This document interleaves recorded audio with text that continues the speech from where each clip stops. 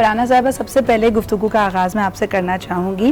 جیسے ہی الحمدللہ رمضان مبارک کا چاند ہوا تو ہم نے کہا کہ جی اب شیاطین کو جکڑ لیا گیا ہے، ماہ سیام آ گیا ہے، رحمتوں کے دروازے کھل گئے. یہ جو ہم بات کرتے ہیں اس کا اصل مفہوم کیا ہے کہ کس طرح شیاطین کو یا شیطان کو قید کر لیا جاتا ہے اس مہینے میں؟ بسم اللہ الرحمن الرحیم.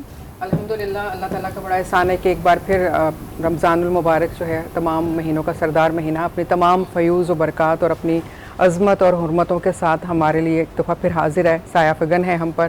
اور اللہ رب العزت نے ایک بار پھر یہ موقع عطا کیا ہے کہ ہم اپنا جو ہے احتساب کریں اور اس طرح سے احتساب کریں جیسے کہ اللہ رب العزت نے ہمیں کہا کہ اے ایمان والو تم پر روزے فرض کیے گئے جیسے تم سے پہلے کی امتوں پہ فرض کیے گئے تھے تاکہ تم پرہیزگار بن جاؤ. تو یہ تو وہ مفہوم ہے جو اللہ رب العزت اپنے بندوں سے چاہ رہے ہیں کہ تم پرہیزگاری کی طرف آ جاؤ، یعنی تقویٰ کی طرف آ جاؤ اور وہ کام کرو جو اللہ کو اور اس کے پیارے حبیب محمد مصطفیٰ صلی اللہ علیہ وآلہ وسلم کو پسند ہے، اور وہ تمام کام چھوڑ دو جو اللہ تعالیٰ کو اور اس کے پیارے حبیب محمد مصطفیٰ صلی اللہ علیہ وآلہ وسلم کو پسند نہیں ہے. اب آپ کا یہ کہنا کہ جو شیاطین کے حوالے سے وہ بھی ہمارے آقا محمد صلی اللہ علیہ وآلہ وسلم کا ارشاد پاک ہے کہ جب پہلی رات ہوتی ہے رمضان المبارک کی تو شیاطین اور سرکش جو جنات ہیں ان کو جکڑ دیا جاتا ہے، جنت کے دروازے کھول دیے جاتے ہیں، جہنم کے دروازے بند کر دیے جاتے ہیں، اور منادی کرنے والا یہ اعلان کرتا ہے کہ اے نیکی کرنے والے آ نیکی کی طرف اور اے بدی کرنے والے برائی سے باز آ جا. تو گویا یہ بھی ایک پیغام ہمیں دیا جا رہا ہے، اور پھر ہمیں یہ بھی بتایا جا رہا ہے کہ بے شمار لوگوں کو ہر رات اللہ رب العزت جو ہیں وہ جہنم کی آگ سے نجات عطا کرتے ہیں.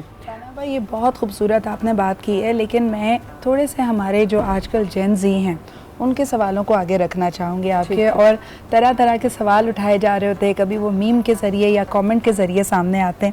عامر بھائی آپ کے پاس لے کے آنا چاہوں گی کہ اگر شیاطین اور شیطان قید میں ہے تو پھر ابھی بھی برائیاں کون کروا رہا ہے ہم سے؟ بسم اللہ الرحمن الرحیم. سب سے پہلے تو میں دعا کرتا ہوں کہ اللہ تعالیٰ آپ کو اس گلی کی تکلیف سے نجات عطا فرمائے اور آپ کا جو سخن ہے اللہ تعالیٰ اس میں ترقی دے عافیت کے ساتھ. دوسری گزارش یہ ہے کہ جیسا کہ آپ نے فرمایا کہ شیاطین بے شک، جیسا فرحانہ آپا نے کہا کہ نبی کریم صلی اللہ علیہ وسلم کا فرمان برحق ہے، اور اس پر علماء کرام نے محدثین نے تشریحات لکھی ہیں اس کو سمجھنے کے لیے، لیکن سب بالآخر نتیجتاً یہ بات لکھتے ہیں کہ جیسا کہ نبی اکرم نے فرمایا ہمارا اس پر ایمان ہے، اور یہ چیزیں امور غیبیہ سے اور امور متشابہات سے بھی تعلق رکھتی ہیں. تو اس کے بارے میں ہم یہ نہیں کہہ سکتے کہ ہمیں نظر کیوں نہیں آتا. بالآخر اگر ہم آج کے سیناریو میں بات کرتے ہیں تو ایک تو وہ شیطان ہے جو کہ ابلیس کی ذریت سے ہے، اور قرآن کریم نے ان کو بھی شیاطین قرار دیا ہے جو شیطان کے دوست بنتے ہیں، شیطان کے مددگار بنتے ہیں، جس کو شیاطین الجن والانس سے تعبیر کیا گیا ہے. یعنی کچھ ایسے جنات جو شیاطین ہوتے ہیں ان میں مومن بھی ہوتے ہیں، نیکوکار جنات بھی ہوتے ہیں، اور کچھ ایسے انسان جن میں نیکوکار بھی ہوتے ہیں اور شیاطین بھی ہوتے ہیں. شیطان اصل میں کہتے ہیں جو اللہ کی رحمت سے دور ہو جائے، تو جو کوئی بھی اللہ کی رحمت سے دور ہوگا وہ شیطان کا اہلِ کار بنے گا. اب وہ جو سرکش شیاطین ہیں انہیں قید کی جانے کا مطلب یہ ہے کہ ان کا جو اثر اور نفوذ کی طاقت ہے وہ محدود کر دی جاتی ہے. یعنی وہ باوجود اس کے کہ ہوتے ہیں، جیسے ایک ناگ ہے جس کا زہر نکال لیا گیا ہے، اب وہ اگرچہ ڈس رہا ہے، پھن پھیلا رہا ہے اور ڈنگ مار رہا ہے، لیکن اس کا اثر نہیں ہو رہا ہے کیونکہ اس کا جو زہر ہے وہ نکالا جا چکا ہے. تو یہاں پر یہ کیا جاتا ہے اللہ تبارک و تعالیٰ کے صفات کے مطابق، اس کے جو تصرفات ہیں اس کے مطابق اس کی حکمت جانتی ہے کس طرح کہ جو علماء کرام نے سمجھایا کہ وہ جو آن آف کا بٹن ہے وہ آف کر دیا جاتا ہے کہ تمہارے اثرات ان کو متاثر نہیں کر سکتے، کیونکہ رمضان کی آمد کے بعد اللہ کی رحمتیں جوش مار رہی ہیں. اور ہم دیکھتے ہیں کہ وہ لوگ بھی جو نمازیں نہیں پڑھتے رمضان کے آتے ہی وہ مسجدوں کا رخ کرتے ہیں. کل عشاء کی نماز میں ایسا سما تھا کہ جمعۃ المبارک کا گویا کہ منظر ہو. پھر ایک اور بھی شیطان ہے جو شیطان سے بڑا موذی اور سب سے بڑا سرکش ہے، وہ انسان کا اپنا نفس ہے. تو وہ بہرحال نفس تو آزاد ہوتا ہے، تو اس کو مارنے کے لیے پھر انسانوں کی ضرورت ہوتی ہے کہ انسان اپنے جیسے جو انسان ہیں جو شیاطین کے مددگار ہیں ان کو لگام ڈالیں. اچھا، جس طرح کہ اکثر جب شیاطین کا اور ایسی مخلوقات کا ذکر ہوتا ہے جن کو نہ ہم دیکھ پاتے ہیں، نہ سن پاتے ہیں، نہ سمجھ پاتے ہیں، تو حضرت سلیمان علیہ السلام کا اکثر ذکر کیا جاتا ہے. مولانا عمران صاحب آپ سے جاننا چاہوں گی، کیا یہ بات سچ ہے کہ حضرت سلیمان علیہ السلام جنات کو، شیاطین کو جکڑ لیا کرتے تھے زنجیروں میں؟ بسم اللہ الرحمن الرحیم. اللہ تعالیٰ نے یقیناً حضرت سلیمان علیہ السلام کو ایسی بادشاہت عطا فرمائی تھی کہ جو انسانوں کے ساتھ ساتھ جنات پہ بھی تھی. یقیناً ان کی حکومت ان پر بھی تھی اور جس طرح وہ چاہتے اس کا تصرف کرتے اللہ کے حکم کے ساتھ. لیکن جو آج کا ہمارا موضوع ہے اس حوالے سے میں کچھ گزارش کرنا چاہوں گا کہ شیطان تو وتصوت فیہ مرادۃ الشیاطین، شیطان تو جکڑا گیا. جیسے قبلہ نے فرمایا نا کہ نفس اس سے بھی بڑا انسان کا دشمن ہے جس نے شیطان کو شیطان بنایا، اس کا نام ہے نفس.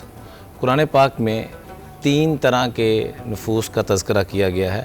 ایک نفس امارہ، وما ابرئ نفسی ان النفس لامارۃ بالسوء، جو انسان کو گناہوں کی طرف لے کے جاتا ہے. دوسرا نفس وہ ہے لا اقسم بیوم القیامہ ولا اقسم بالنفس اللوامہ، جو انسان کو احساس دلاتا رہتا ہے، ملامت کرتا رہتا ہے اور فکر آخرت کی طرف لے کے جاتا ہے. اور تیسرا نفس ہے مطمئنہ، یا ایتھا النفس المطمئنہ. اللہ تعالی ہم سب کو نفس مطمئنہ نصیب فرمائے. امارہ جو نفس ہے یہ کس بنیاد پر انسان کو تباہی اور بربادی کی طرف لے کے آتا ہے؟ سورہ فجر میں اس کا تذکرہ کیا گیا ہے. فرمایا کہ کلا بلا تکرمون الیتیم، تمہارے اندر 3 طرح کی کمزوریاں ہیں جس وجہ سے تمہارا نفس ٹھیک نہیں ہو رہا، اور باوجود اس کے کہ شیطان جکڑے بھی جا رہے ہیں، یہ شیطانی اثرات ختم بھی ہو چکے ہیں، پھر بھی تم صحیح رخ پہ اور صحیح سمت میں نہیں آ رہے.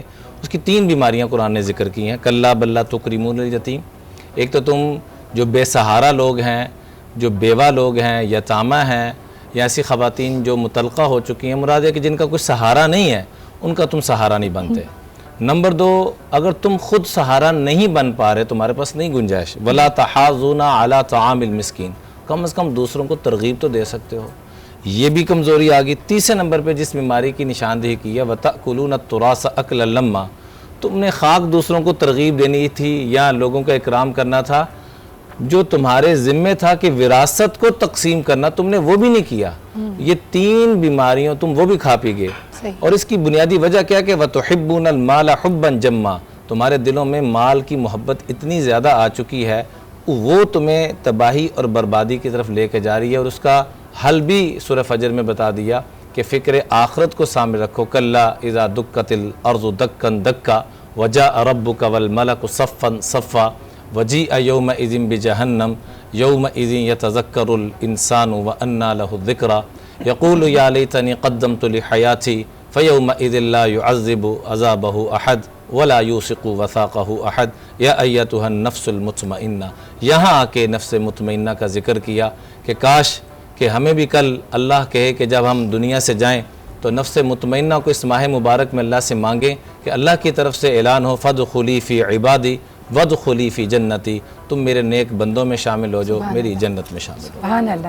اچھا، جیسے آپ نے یہاں پہ بڑی پیاری بات کی کہ نفس کو مطمئن کرنے کا رستہ بھی اللہ تعالیٰ نے بتایا کہ کس طرح اگر لا لگائی جائے، اللہ کی طرف رجوع کیا جائے اور مال کو جمع کرنے کی جو محبت ہے وہ ہماری کم ہو.